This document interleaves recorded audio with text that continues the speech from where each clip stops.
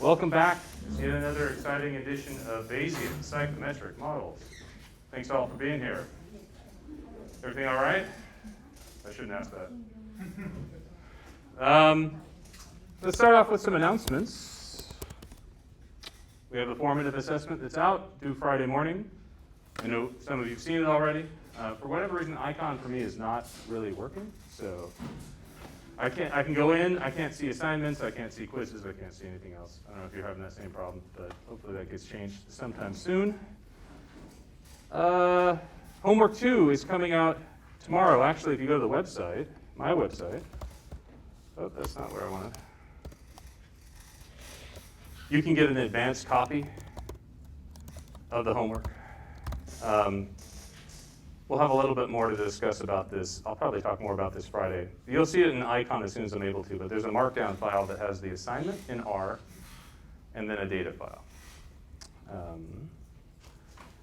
But I won't go into that today. But it'll be due 2 Thursdays from now. It'll actually be up on Icon tomorrow if Icon is working, but then on October 6th it's due. It is, how many of you took Lisa for intermediate statistics? It's one of those homeworks. Because what? Because it makes you do everything that you learned how to do, but in days. That's my motivation. So those of you who had it before, you'll see how to do linear models in days. And you were probably thinking, why am I doing linear models for homework? Psychometric models are linear models. We just haven't gotten to the part where we need to get to the part where we add psychometrics to the models themselves. So that's that. And so the plan for this week then is we're going to finish the MCMC slides today, and then I have an example R file on the website. I had the website up.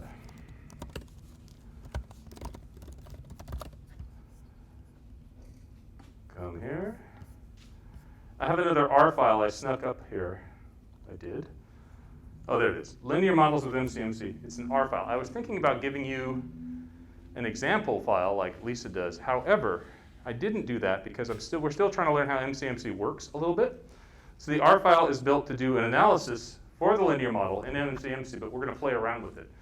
We'll talk about what's the impact of priors, what's the impact of model parameters, how do we specify things, how to make things work. So that's the plan for that.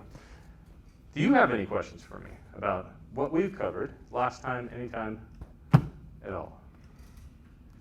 I have a question about the syntax. I don't know if Yeah. now is a good time. Okay, we can try. Yeah, question about the syntax. So when you define like, where it's like data equals curly bracket and then the lower bound, Yeah. if something can go negative and it doesn't have that lower asymptote, then how would you specify that? Either you leave it blank, Okay.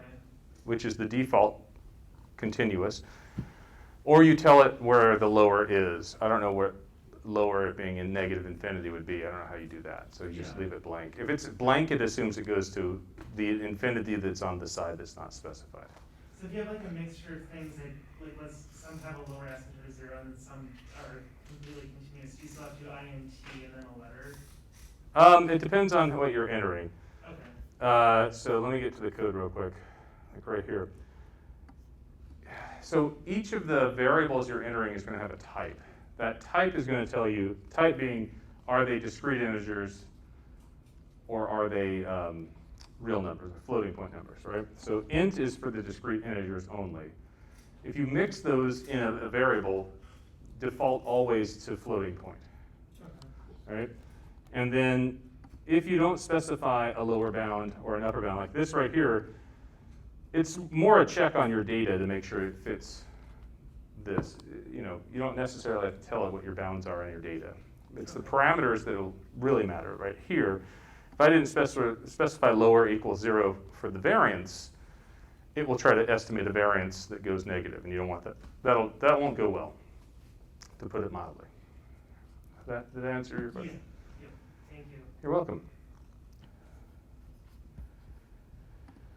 Jacinta asks, the intro and research questions for our course project is due in 2 weeks. Guess what? I will extend that deadline for a little bit because we haven't gotten that far yet. we will talk about course projects next week and what to do, but that deadline will go further, okay? Good question. Any other questions? Yeah? What's the content for primary assessment for? Last week? Should be last week's content. Yeah, it asks about what a burn-in is. That's one of them. What's the other? Anybody else? I know people have taken it. What was the other question? I put it up, Monday? I've totally forgotten it now. Language. Oh, what language is, stand output to. So it's like minor stuff that we're not too far along yet. Okay, other questions? All right. Let's go to where we left off last time. So we talked about building data. Did I show this slide, the example of bad convergence? I did, yeah. Evidently, I had a really amazing weekend because I've totally forgotten everything about class. You ever been there before? Oh, man, that weekend was amazing. No. All right, convergence. We talked about convergence diagnostics. How do we know a chain's converged? Oftentimes, we have to set options a little bit more than normal. These are good chains right here. We saw that before. The two things for convergence diagnostics, remember the two methods of looking at that I talked about in here at least. There's visual inspection, looking at the time series or caterpillar plot. You're looking for the caterpillars. It's time series plot. Sometimes people say caterpillar plot. And the other one is the R-hat. R-hat being a ratio of between chain variance to within chain variance. Right? So you can think about what that means. If the chains are right on top of each other and then bouncing right around on top of that, that's what you want to see. That's the variance within and the variance between are lining up here. That's a good thing. Any questions on convergence? Fun times. There's our posterior distributions. Interesting thing, though, about posterior distributions. The posterior for beta here is, I would say, roughly symmetric, wouldn't you say? The one on the left? But take a look at this posterior for sigma. It starts to look symmetric, but it's got a little bit longer tail. And I'm pointing this out because this is the posterior distribution of a variance. Variances are really interesting quantities. Like if you're doing a linear model using the LM function in R, like least squares or ordinary least squares, as we call it, you get one estimate of the variance, and it doesn't tell you anything else. It doesn't tell you a standard error, confidence interval, none of that. Right? In your basic stat classes, did you ever talk about the confidence interval for the variance? Not very often. Well, take a look at this interesting distribution. It has a longer tail. It's positive, so we'd say this is positively skewed. And that's typical for a variance. If you think about what a sampling distribution for a variance is, remember the term sampling distribution from statistics. The sampling distribution is what a parameter would look like if we repeatedly sampled and so forth. We're not repeatedly sampling here, but we're looking at a distribution of the parameter itself. And it is not normal until you get a very, very big sample size. And that's one of the interesting things about Bayes, is that you don't get posterior distributions that are always normal. All right? So the key thing that where we're starting up today, we've established, we figured out how to run a Markov chain. We talked about how to see that it converged. Now what do we do with the output? Right? Especially when we might have a little bit of difference here. So the R-hat, again, was the value we were looking for. Ignore the, when you look at in Stan, there's this model summary statement you can see. Ignore this LP part of the output. The LP is the likelihood of the posterior. It's sort of the joint likelihood, and to see whether that's converged. That is less important. You can have that converge but not have your model parameters converge. It's sort of an interesting part of Bayes, where the overall likelihood itself may look converged, but some of the parameters aren't. And the reason for that is sometimes you can make a statistically unidentified model identified. What is unidentified model? A model that wouldn't work with maximum likelihood, something that would break, become workable with Bayes. But you can be in a spot where you don't realize that. So here, r hat for both of these parameters is 1. That tells us the ratio of between chain to within chain variance is 1. Otherwise, another way of putting that, the between chain variance and within chain variance is equal. We want that. That's good. In terms of values of r hat that you find acceptable, that varies widely by who's reviewing your manuscripts or where you're at. Typically, sometimes people say less than 1.1 for all the parameters, like what's the maximum r hat. So here, when we start running psychometric models, every person's latent variables are a parameter. So we're going to have tons of parameters, right? We have 1,000 people, 10 items. We'll have all the 10 item parameters. We'll have a structural model, and we'll have 1,000 at least latent variables. That can take a long time to look through what the r hat is. So what I do to quickly do that is to look for the maximum value of the r hat. What's the worst parameter when it comes to convergence? And r hat of 1 is where we're at.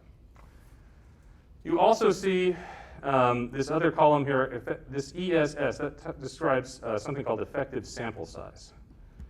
That tells you how many independent draws are in your posterior distribution. What does that mean? So your posterior distribution may have what's called an autocorrelation. Values from one iteration may have a correlation with the values from the next iteration. It's fairly typical because these models move towards convergence very slowly sometimes. What the ESS tells you is, okay, so imagine you sampled, 30,000 chains or 20,000 chains or whatever. Your N, the number of iterations you have, is the number of posterior samples you have. But if there's some version of autocorrelation to it, the effective N, right, the N that would be if the correlation was 0 is what's being reported on the end.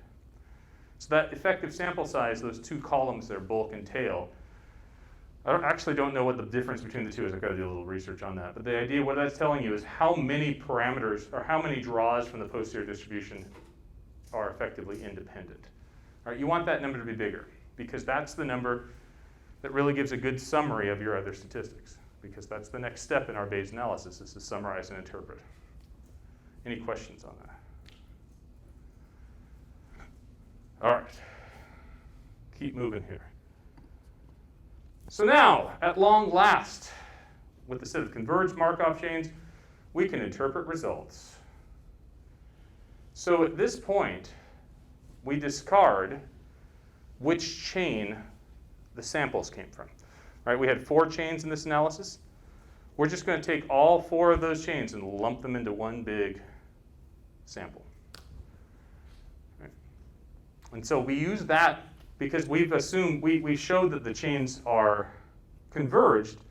We can disregard the chains and we say, we basically sampled from the same posterior distribution. So instead of saying which chain a sample came from, we could just add them all together into one long set of samples from that posterior distribution.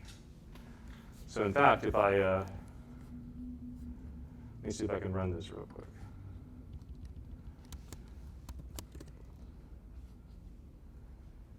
Oh, of course.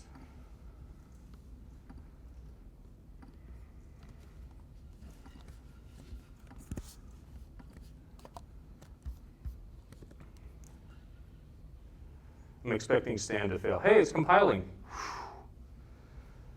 See, I do work on a different machine, but I saved my work into a similar folder. Uh-oh. What are you doing here, Stan? What's going on here? Oh, there we go. Sampling now. There we go. Why I'm doing this is because you can get access to your samples in Stan. So when Stan's finished running, the object that you call Stan with, so for me it's model00.samples, has all of the information that came from the analysis in the chain, the Markov chain. So in here, if you want to see your draws, you can actually see it by doing, by looking at this object. It was, we go in here. Oh, that's not it. What is the name? Samples, that's it. Go in here and look at, there's a draws function. Draws function, if you output it, you start to see arrays of data, just lots and lots of data. What we can do is pick a parameter like beta 0. And we can actually see what we end up getting here is 10,000 iterations from 4 chains each and 1 variable. All right, so what does that mean? This is the value of beta 0 at iteration 1, 2, 3, 4, 5 across chain 1, chain 2, chain 3, and chain 4. So remember, this is a very long chain I ran to sort of look at the posterior distribution. We're going to take those 10,000 iterations and pull them into one big object that has 40,000, right? 4 times 10,000. 4 chains times 10,000 iterations. That number that you see when I had talked about effective sample size before, we can actually see the results of this if we do the summary statement right here. This effective sample size of 26,136, for instance, tells us that, yeah, our total number of iterations that we sampled is 40,000, but because of the correlation between successive values, it's like we sampled only 26,000, right? This is going to become increasingly important because our goal is to describe these distributions. We're going to describe these distributions with respect to several features of them: the mean, the standard deviation, and certain key quantiles or percentiles on the distribution as well. So the longer or the more iterations you have, or the more effective iterations you have, the better those estimates are going to be. It's just like we were sampling a group of people, getting your data from a class. If I took everybody's height in this class, I can get a mean height, but we only have, was it 18 or so people in here today, right? If I really wanted to get a better height, if I said you were a sample of graduate students here at Iowa, right, it'd be better just to go and send an email and try to get more samples, right? The more the samples, the more stable these estimates are. That's what this is saying about the Markov chain. Yeah? And here, relatively sigma is worse than, estimating sigma is worse than beta. That's right. What this is saying is the sigma chain has a little bit higher autocorrelation. I'm not showing you the autocorrelation. It's nothing to really stress about. It just happens. But yeah, it's basically saying that for whatever reason, the draws of beta 0 were slightly less related from iteration to iteration than the draws from sigma, from iteration to iteration. We need that. Pardon me? We need that to be less correlated. We'd like it to be less correlated, but there's very few things we can do to fix that. Okay? The autocorrelation, I hate when people talk about this, but I'm not really dwelling on it much in this class. What I use it for is, if you get a measure of effective sample size, you want a big number. I'd like at least 1,000 draws, because I would like a stable version of where the mean is, right? We're talking about precision of our estimates. But after that, I don't really worry much about it. Those people who do worry about it, autocorrelation is a signal of chain efficiency, right? If you think about it, we ran 40,000 draws in total, but we basically have 26,000 independent ones. It's like saying, all that time we took to get to 40, we actually had a reduction of, what is that? 40% reduction in the number of samples. It's not efficient. We're actually throwing away values and so forth. How we fix autocorrelation is change your model, change your algorithm. But this is a very good algorithm when it comes to autocorrelation, usually. But the bigger picture is, take a look at that ESS. If you see a small number there, it's like saying, I'm going to summarize a parameter, a mean or a standard deviation with 100 people or 100 whatever. You want to make, the bigger the number, the more confidence, the more precise you can be with the estimate itself. Questions on that? Is a good way to think about it like the more effective sample size is essentially like it's bouncing around a lot, so that when it ultimately converges, we're more confident because it bounced around so much? Not necessarily. It's more, effective sample size is literally number of draws times a formula that involves autocorrelation, right? And I'm not giving that formula because Doesn't really matter. There's not a whole lot you can do to fix autocorrelation, at least in my world. Maybe other people have better ideas for that. Some people talk about reparameterizing your model. This model is as basic and bare bones as we get. This is literally a mean and the standard deviation from a normal distribution. It doesn't get much easier than this, and you can tell the impact of autocorrelation. And the only reason I mention it is, again, this is like, you're going to report some of these numbers, right? These are the numbers we're going to report. I'm going to describe those in just a moment.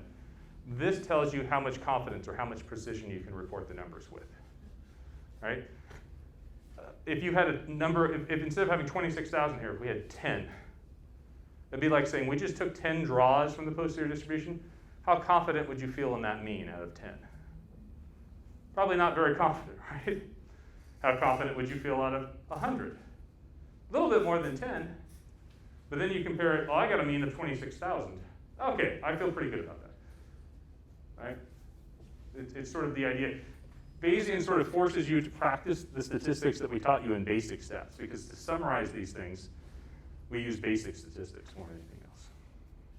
So do we have something like p-value to judge whether this is significant or not? No. No, and that's the other beautiful thing about Bayes. We don't have the same hypothesis test. I'll talk more about that next week, or try to. So we don't have p-values on this. We don't have hypothesis tests in the same way. We can build hypothesis tests in a Bayesian framework, right? And when we start to do that, we can start to see a little bit difference with the null hypothesis testing that we see in non-Bayesian statistics. But our goal in a model is less a test of hypothesis and more summarizing our parameters, because whatever we use a test of hypothesis for, we have a summary of right here.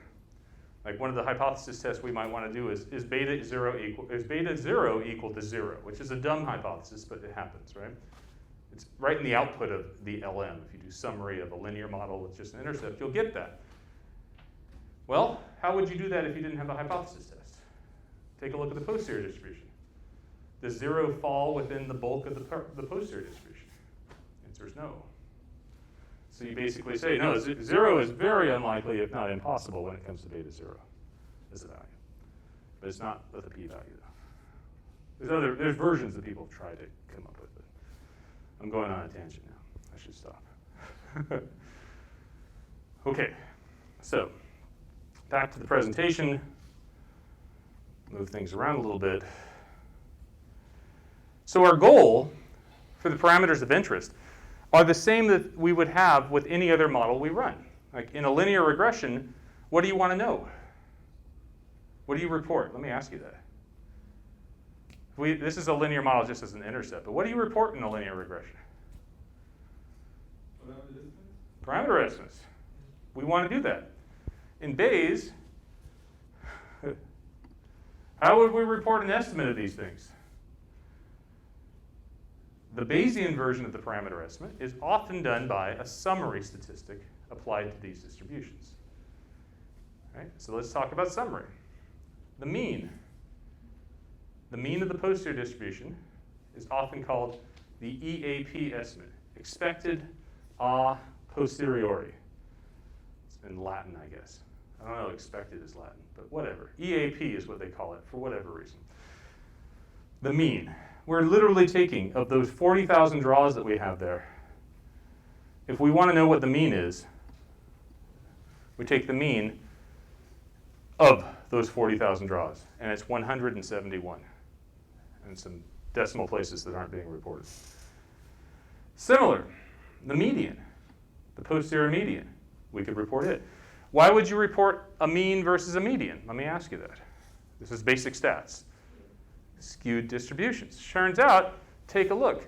Under this symmetric distribution, the mean report from the summary statistic is the same for beta 0. It's slightly different for sigma. Now remember that, because it's interesting. I was at a conference a few years ago, and a couple people piped up, oh, everybody knows that in Bayes, your estimates of variance are smaller than you get in your frequentist statistics. Or actually, are bigger. And I was like, wait a minute. Think of it this way. Let's do a comparison. If we were doing maximum likelihood, we would want the parameter that maximizes a likelihood. It's not entirely the same because we've got a prior involved here, but we could do the same idea. We could build a posterior distribution and find the parameters that optimize, that find the peak of it, the most likely values. But sigma, if we take its mean and it's skewed, the mean comes with it to the tail, right? The mean is not the analog of the parameter we get from maximum likelihood. The analog would be the most likely value. Bless you. And in our case, that's the mode, the posterior mode. So when you look at Bayesian estimates, particularly for variances, because they potentially have a skewed distribution, most people still report either the mean or the median. But remember, that could be skewed. Right? So what do we report? We report a mean. We report a standard deviation. Some people decide to put a median. I don't always put a median in. But then we also report a range. We want to describe the variability because these parameters don't fit a normal distribution. Right? We would not go and say, in frequentist statistics, in linear regression, if you wanted to build a confidence interval around the intercept, or if you're in basic statistics, you wanted to build a confidence interval around the mean, it's mean plus or minus whatever the statistic is, the distribution assumption, times standard error. Right? That assumes a distribution. In Bayes, we don't. We have the posterior. It doesn't necessarily follow a distribution. So instead of forming that confidence interval based on a statistic and a distribution, we just go straight to our parameter estimates, our big chain. And if we want the middle 90%, Q5 is the fifth quantile, like the fifth percentile of this distribution. And that's at 155. Q95, that's the 95th quantile, right? If we flip over to the cumulative distribution, 95th percentile. So that middle part, that middle 90% is like our confidence interval. In Bayesian, this is not called a confidence interval, though. This is called a credible interval. So, help me out with your basic stats class. When you did confidence intervals, you look at it, and the first thing you think of is, what? I'm 95% sure the parameter's in this range, right? But that's incorrect. You remember that being incorrect? Yeah, It's 95% of the times that you do this experiment over and over again, you'll get the parameter within that range, right? So that first impression that you get, the first thing that you wanted to say about the confidence interval, that's actually what you do say about the credible interval. Because this is our belief where the parameter lies. If we build a 90% interval, we're 90% confident the parameter falls in that interval. So I'm going to tell you one thing about Bayesian is confidence intervals, or credible intervals as they're called, are so much easier to interpret. And yes, it sounds like a conceptual flip, and it is mostly, but that's what we do. Yes? Might be silly, but can you change it so it gives you 95 rather than? Yeah, I hate that too. I don't know yet. I'll find out, though. I'll find out. And actually, I'm about to describe another version of this interval where I do give you that. That's a great question, actually. Not a silly question at all. First of all, if I ever make you feel silly for having a question, I apologize. I'll just say that. Not this, but anytime. Anybody in here, I welcome your questions. And if I somehow make you feel silly, let me know, and I will, first of all, apologize, but try to make my behavior better. Anyway. Yeah, I don't like 90. I want 95 too. What are they doing? This is the other thing about R and R packages. You write your R package, that's your world. Evidently, they like 90. Whatever. So, once again, if we are reporting parameter estimates, what are we reporting? Mean, the posterior standard deviation is our analog of the standard error.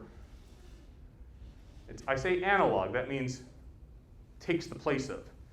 It's not the standard error, because the standard error in frequentist statistics relies on certain assumptions that may not be met with your data. Those assumptions are as n goes to infinity. In Bayes, we sample. We sample that posterior standard deviation is the standard deviation of what we believe the parameter space should be. itself. So we report mean, standard deviation instead of standard error, and some type of credible interval, confidence interval. Here you have 5 to 95, or 90, middle 90th percent. But there's other versions of this as well. Other questions? Let me ask you. What other questions do you have? Can we see this with more than the intercept? We're about to. Okay. Yep. Yeah, I wanted to I'm trying to figure out the best way to teach this. I've never found it the best way. And before it was I threw everything in and I saw people struggling with the model and not. And now I'm trying to all right, let me strip the model down, talk about the chains, and then we're going to throw everything in. So. Do you ever talk about the shape of the distribution? Not often. Not often. No, because if you do the intervals correctly, go back here, you sort of get a hint of the shape, right?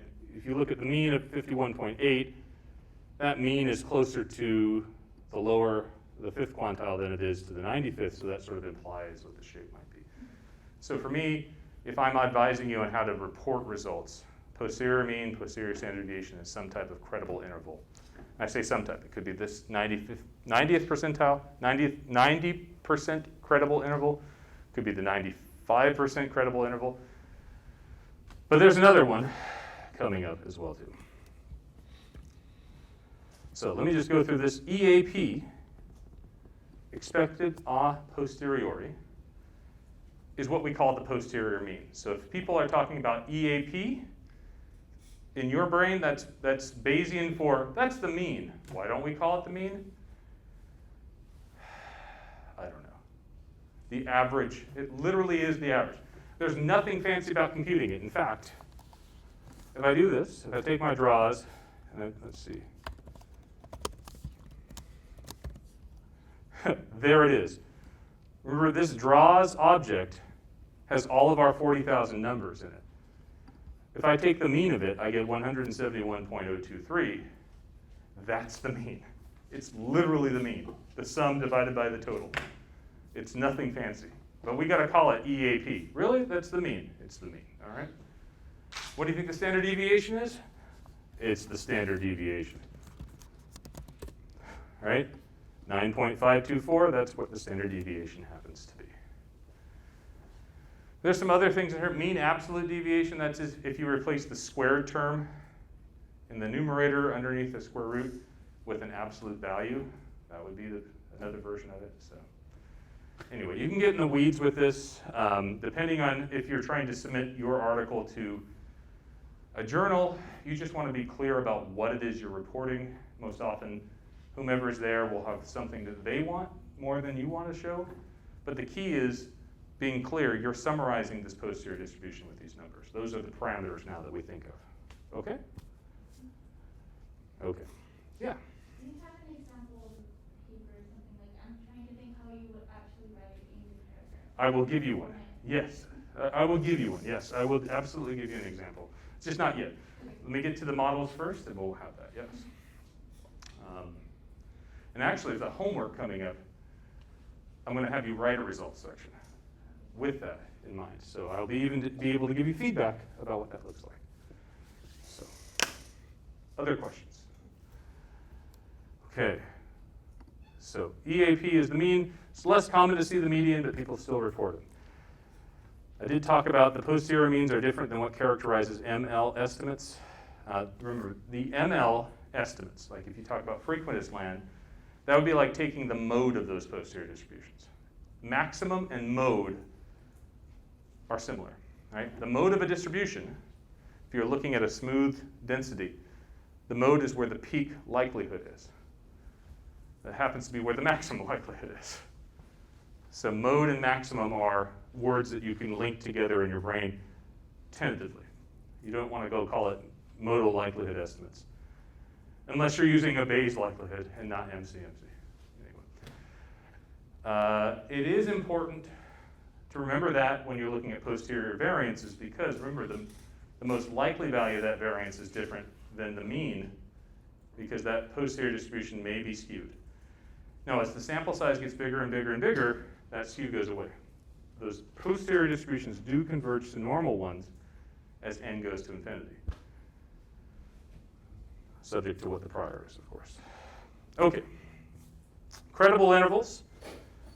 Let's see here. Uncertainty is talked about the standard deviation. This is like a standard error. Credible intervals are taking the quantiles of the distribution itself. Finally, there is another version of an interval that we talk about sometimes in Bayes. This other version is called the highest density posterior interval, or HDPI. It's a little weird to think about at first, but think of it this way. There are lots of ways of coming up with 95% interval of a posterior distribution. Just because we picked that, like the last slide had the middle 90%, that's one 90% interval. But we could have chosen the 90% that was between the first quantile and the 91st quantile, right? So what the HDPI is, or the highest density posterior interval, it's the interval that is the smallest that contains 95% of the distribution. Right? It's not exactly the same, but for symmetric distributions, it's usually very close. It's the non-symmetric distributions or the multimodal distributions that you might see. Like if we have, if this was the same parameter and there were two modes to it, that middle 95th would look a little weird. But for symmetric distributions, it is. So HDPI, you may hear, highest density posterior interval. Do I have it in here? There it is. There is a package that I installed in this example called HD interval. The HD interval will report that for you. And if I tell it, use this HDI function and give it my draws from Stan, it will tell me, by default, it defaults to the 95th percentile, or 95th quantile, 95%. But the upper and lower for the mean is 152 to 190. So first of all, that's a little weird because you want to compare these numbers. Let me see if I can find the option to do that. Hang on one second. Just what you want to see me do, go to R help, right? When you go to R help, do you actually find it helpful? Exactly. I heard someone laugh. I don't. There we go. All right. So again, the lower credible interval is 154.9. That's real close to the 155 that you see here for the fifth quantile. The upper is 186.0. That's really close to 187. It's not exact, though. But when you report your credible interval, you have to describe which type it is. If you say 95% credible interval, that usually means the middle 95%. If you say 95% HDPI, highest density posterior interval, that means the interval that was smallest that had the 95% of the distribution in it. Right? So you just report accordingly. There's no one right or wrong, particularly for most of the models we'll be using. Okay? It's all descriptions of the parameters. Similarly, I could do the same thing with sigma. And this is where you start to see, they're still, unimodal distributions are pretty stable. They're a little bit different, but not exactly the same. So, to summarize, two types of intervals we talk about. Right? Credible interval, which is like the middle XX%, and HDPI, highest density posterior interval, which is the smallest interval with XX% involved. Right? There's a little bit different. Credible is always the middle. HDPI is the smallest number. But you just have to say this is a credible interval or an HDPI, and you're fine. Okay? Questions? Other questions? I feel like there's like all these nuances, all these ways of doing things that are completely different, right? Do you feel that way? I hope that the pace is okay, because there's so many terms. We always, and I also know that many of you have done this before, so I'm trying to bridge that gap. All right, so that was what I had for my slides effectively for this. Getting used to MCMC. So the key in MCMC, if I wanted to give a nice summary to this,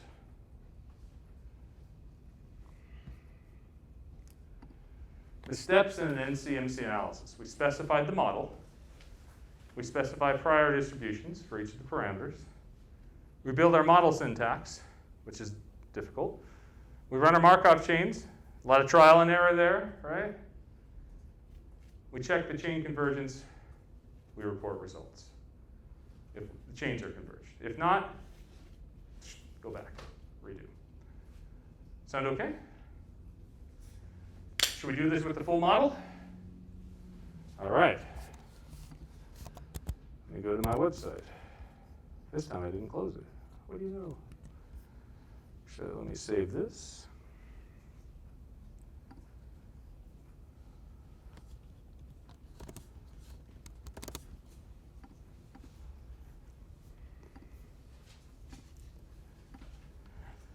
Oh, I know that sound.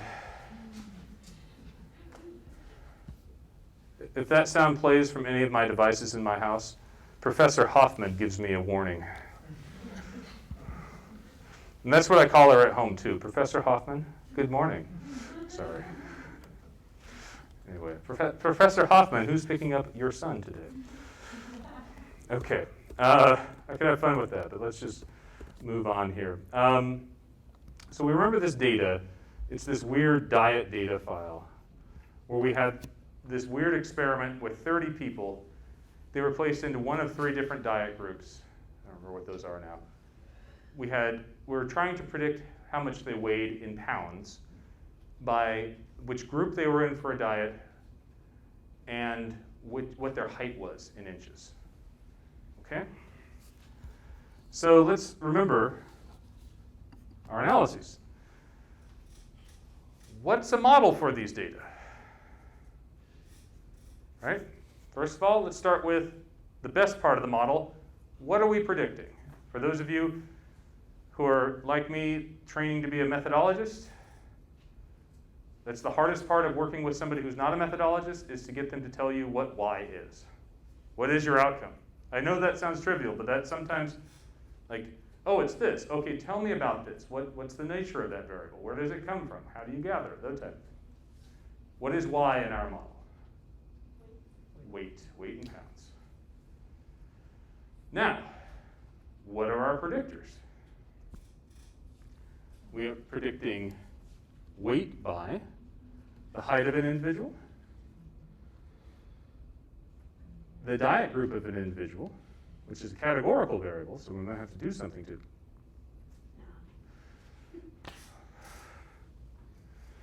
By the way, Seems normal and continuous to me. you know who Nate Silver is at 538? I don't know. He does stuff like that with Stata sometimes, and it drives me nuts. So every time he tweets out a picture of a Stata output of a categorical variable that he's assumed is linear, I just have to tweet at him. Not that it matters or he even reads it, but still. Come on, man, just code that dang thing. Anyway. Maybe it's a statement. No, it's quick. He's trying to do something quick, I'm guessing. So yeah, we want to predict it by weight, predicting weight by height, the group of persons in, and could there be a height by group interaction that we need to predict with? I think so. Do you remember the shape of the data from before? Here, let's take a look at that. Oh, you need to be big. Why did you go down? Oh, I know, because I made my console there. Here we go. That's not which one I'm looking for. That's not it. No, seriously, let me have some room here. All right. So here we go. This is a better picture of it. 3 lines, right? We have one group. Here's the weight, the height variable. There's our outcome.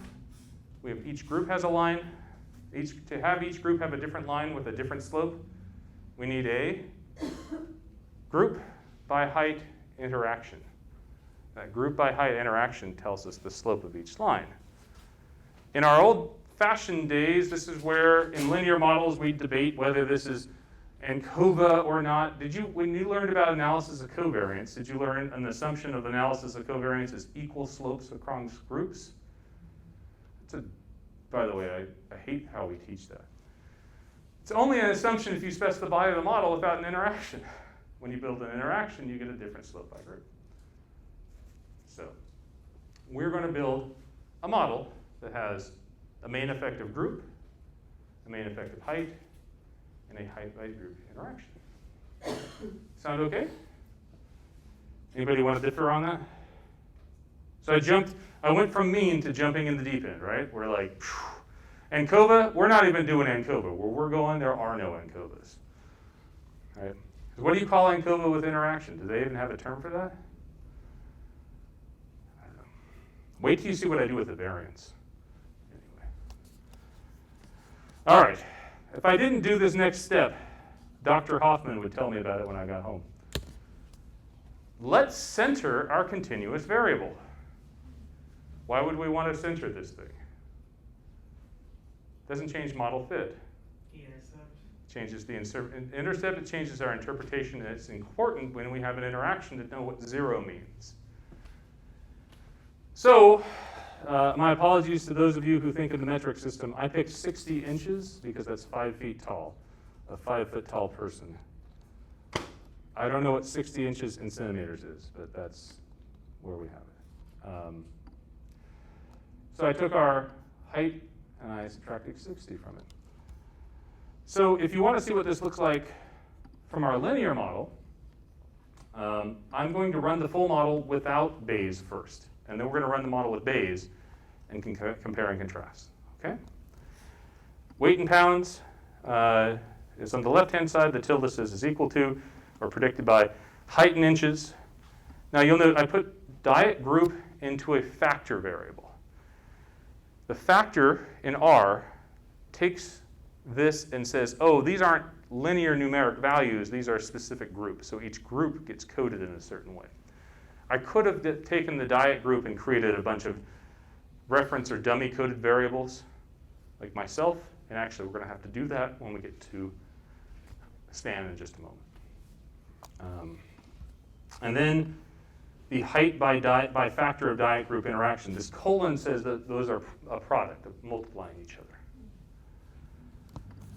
I could have shorthanded this in R, but I don't like the R shorthand because I want to see the terms in the model.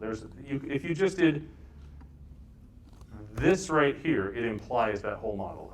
One variable times another gives you all interactions and lower level effects as well too. So if you have 2 variables multiplying each other, it gives you the 2-way interaction and both main effects. If you have 3 variables, it's the 3-way, 3 2-way interactions, and 3 main effects, right? It's shorthand. You can shorten it. I like to teach and I like to think when I see the whole thing out here. I'm built to see the whole model. Let's run that. First, let's look at a summary. Anybody want to help me interpret?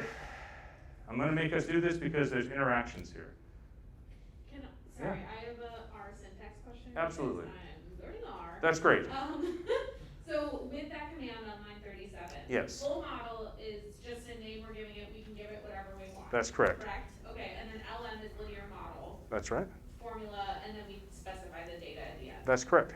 When we specify the data at the end, it looks for names in the data frame, Great. variables that are these names that are in the model.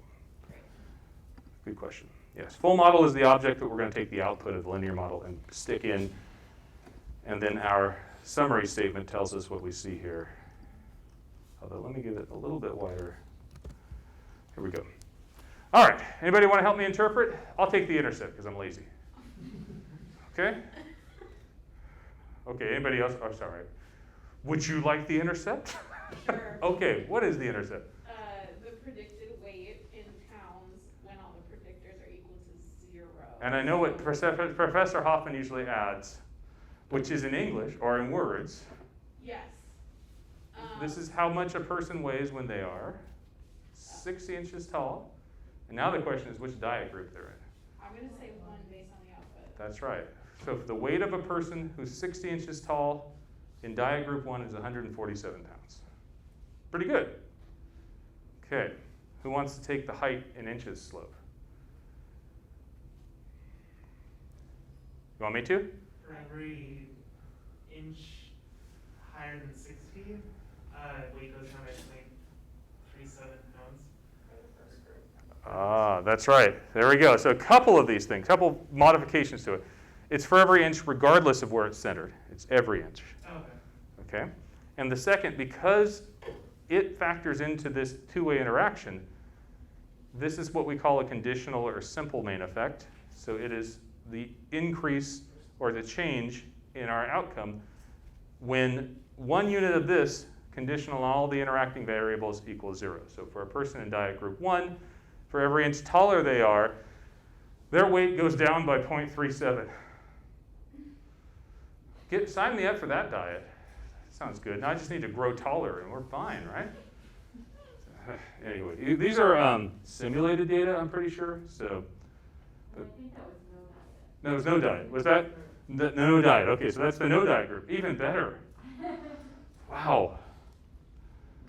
I mean, like, so again, I've struggled with this is probably a personal anecdote. I've always been an overweight person, and my weight's never constant. It goes up, it goes down, it goes up, down. Anyway.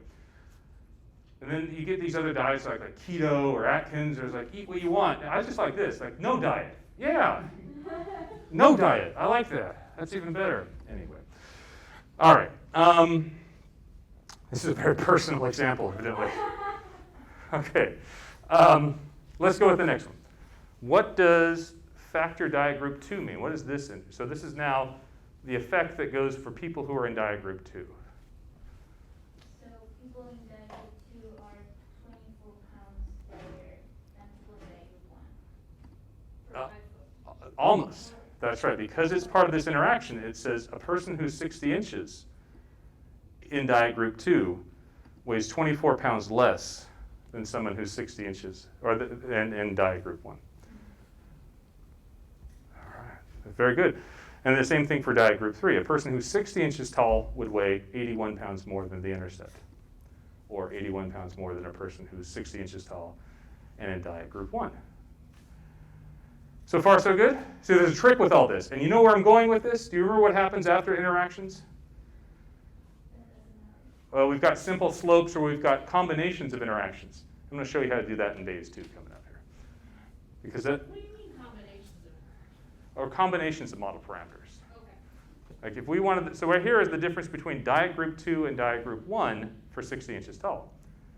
What if we wanted the difference between diet group 2, or diet group 1 and between diet group 2 and diet group 3? It's not part of our model. We have to build it. In R, or if you learned this from Lisa before, like in SAS, there was an estimate statement. And it would literally take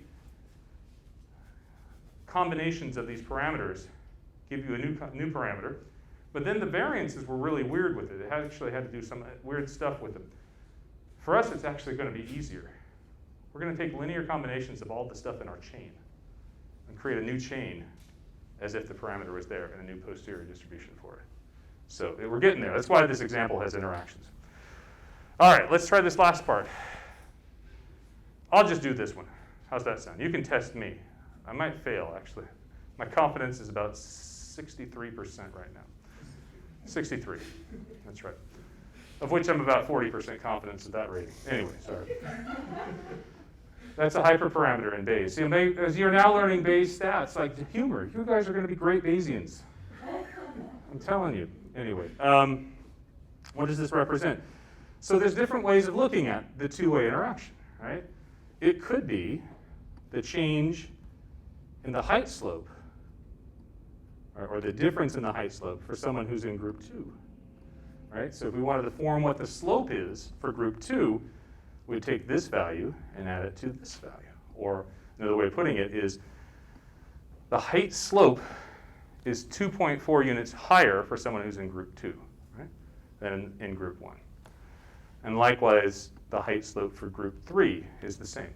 The other way of looking at it is saying, what is the change in our difference by the number of inches, right? So we could also say, for every additional inch a person in group 2 is, the difference between the change in the difference of weight increases by 2.4, right? Between group 2 and group 1. So another way of putting that, we're either going to add this term to this parameter, or we're going to add this term to that parameter, is what that's doing, right? And the same thing with the two-way interaction for the group 3.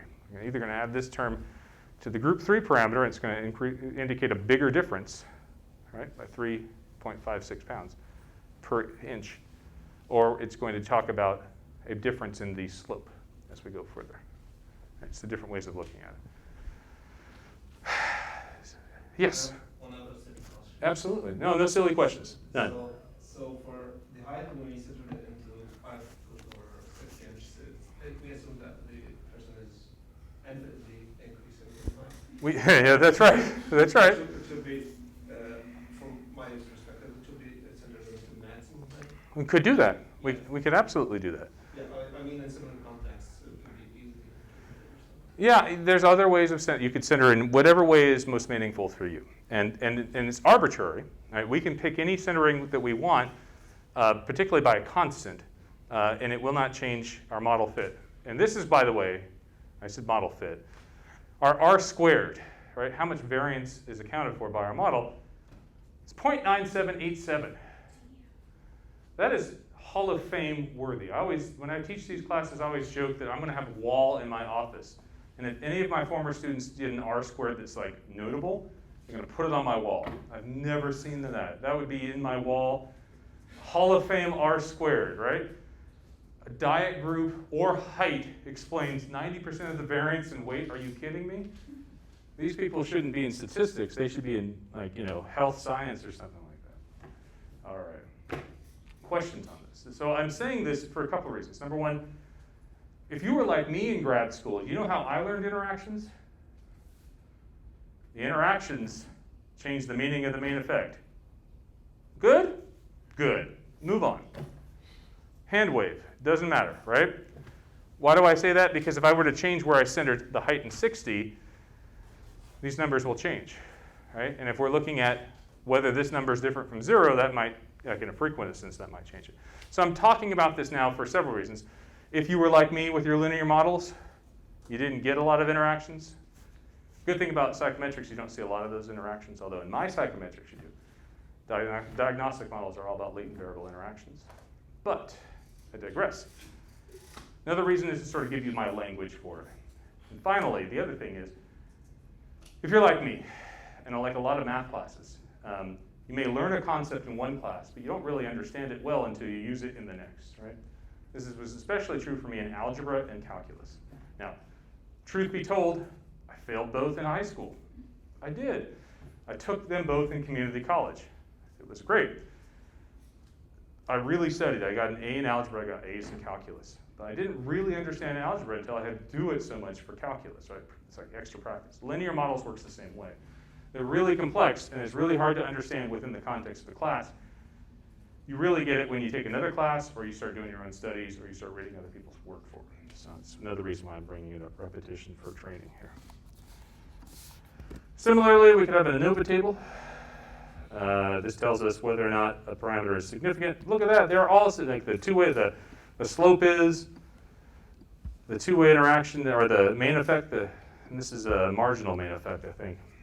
Anyway, we do some plots. Residuals versus fitted. Yeah, that looks pretty good. Looks like a line.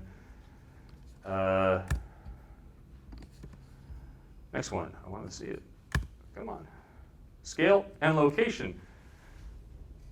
Now this is a little bit weird. This right here is a predicted value. This is the standardized residual.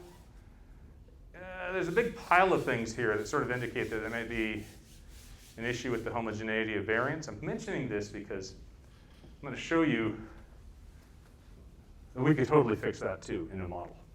But we'll do that later. Okay? And then leverage. You know what leverage is? Leverage is one point's ability to sort of bias a line in one direction. And this line being close to 0 indicates that not a lot of these points are really outliers or leverage points. So the numbers that we have there probably are pretty accurate for our data. Okay. So, going back to our presentation, we just specified our model. What are the model parameters? Hey, they're right there. Actually, that's the data. Let's take a look at those model parameters, because we need to specify a prior distribution. Actually, I'm going to start by doing something I'm not going to advise you to do. I'm going to give the default stand priors for all the parameters, which means I'm not specifying it directly. Stan is going to assume that each parameter I specify has an equally likely chance or equally likely value across the range of values that it takes. We would call this an uninformative flat prior, uniform prior. And the people who write Stan say it's improper from a theoretical perspective. If you understand machines and how machines represent floating point numbers, I actually would argue it is a proper prior. It's just over a discrete interval. That's a different topic. So, check. We've specified our priors. What's the model syntax? Let's take a look. Now, I did all this within R, so I can just have one file. Remember, you don't have to do this in R. You can build a Stan file that will do all this. In fact, let me just show you that real quick. I encourage you to do the Stan file first, because R is trying to help you here. You may not feel that way. RStudio is. But if you screw up, actually I screwed up a bit of this code. If you type something in that doesn't go, you'll get a warning about it right here in the syntax. You still get a warning if you try to submit it to Stan to compile. It'll give you that warning also, but this sort of pre-checks it. All right, our parameters. We have beta 0, our intercept. The conditional slope for height. The conditional main effect of group 2. The conditional main effect of group 3. Our height by group 2 interaction. And our height by group 3 interaction. And finally, our residual variance. So yes, we had to specify every single one of those parameters. And that is a pain. This is why after you take this class, you might want to go and find a package that does this for you. There's one, what is it, Stan ARM, I think it's called, is one that will build linear models in Stan for you pretty quickly. But I want to teach you what goes into that, so whenever you quickly get outside of the set of models the package will run, you can do it yourself. So those are our parameters. We also need to tell Stan our data. So I'm telling it the sample size, n. And now here comes the interesting thing. There are multiple ways to do this same model in Stan. I'm giving you the very explicit didactic way of teaching it.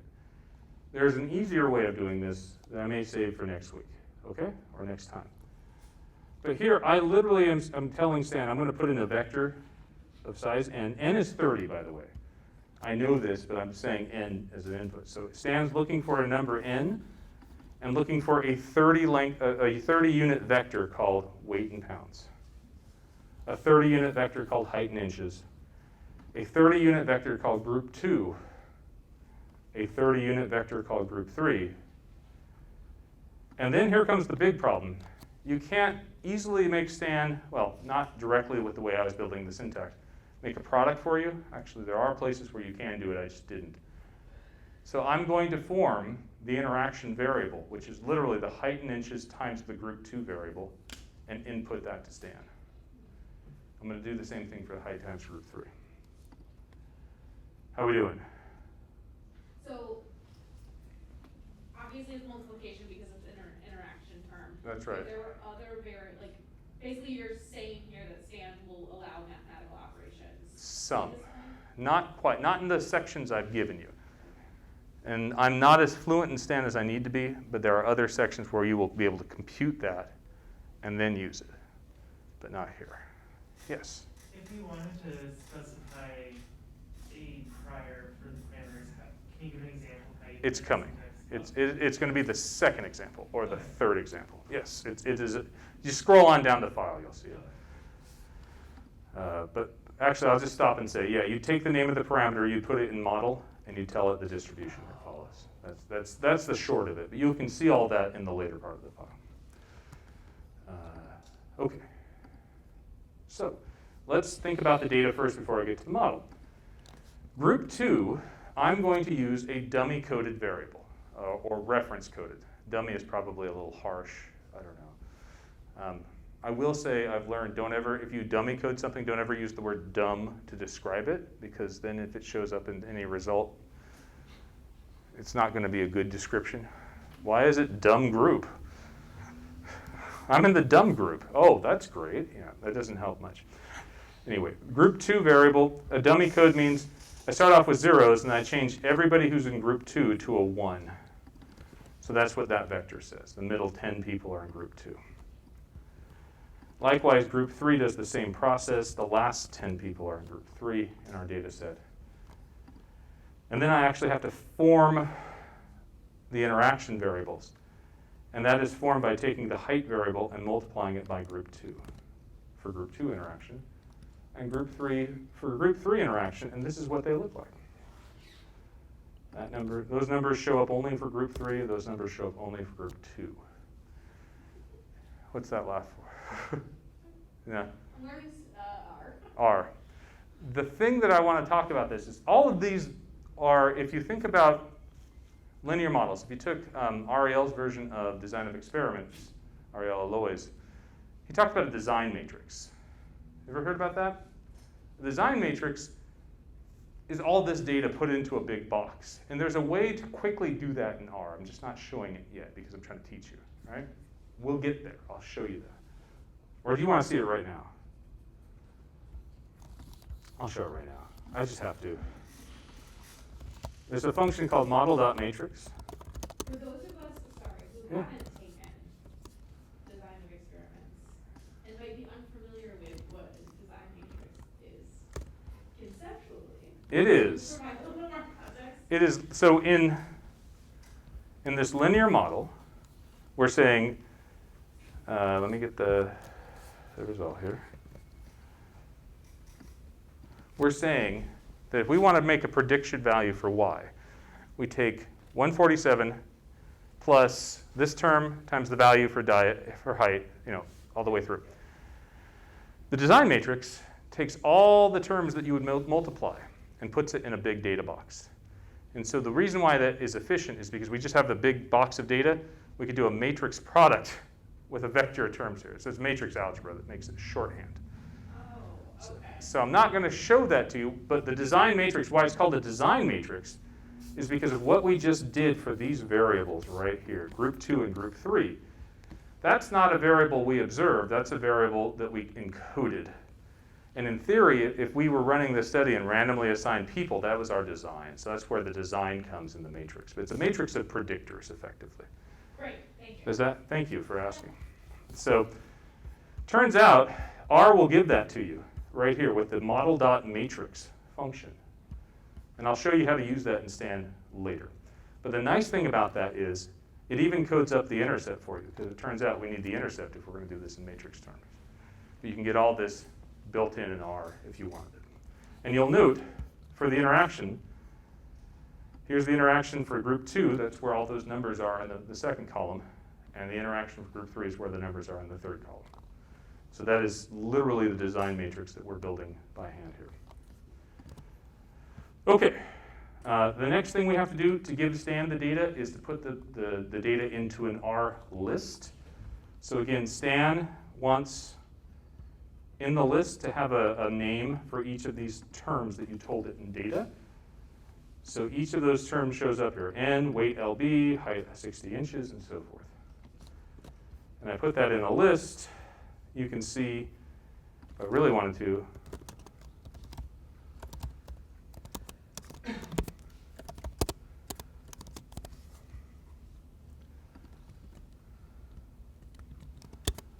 why are you not doing this? What just happened? Am I not building this? Oh, I called it Modo 1. What an idiot I am. Okay, yeah, don't spell your stuff wrong. There we go.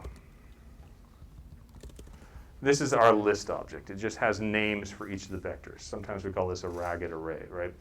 They're different sizes, they're different everything else, but there's an access point to each of them by their name. That's what Stan is looking for.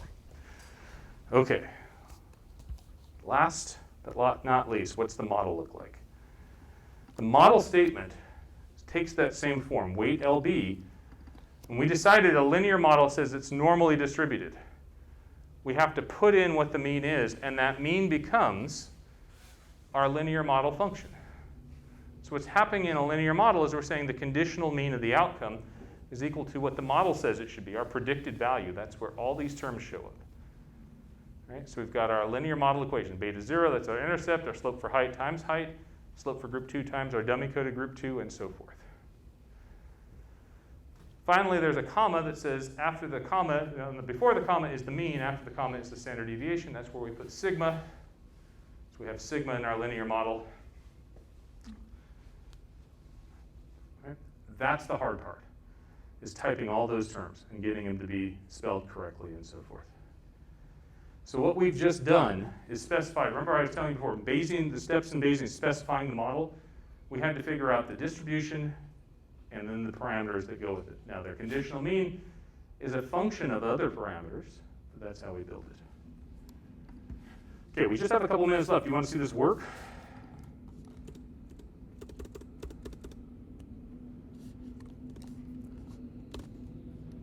I'm compiling the SAN program now.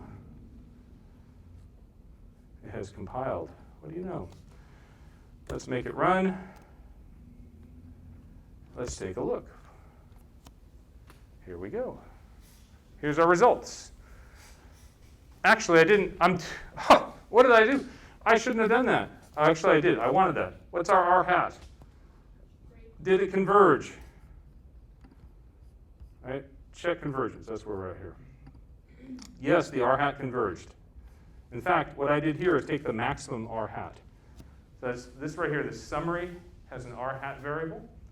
I take the maximum, and it tells me it's 1.0000. That's really good convergence. We like that.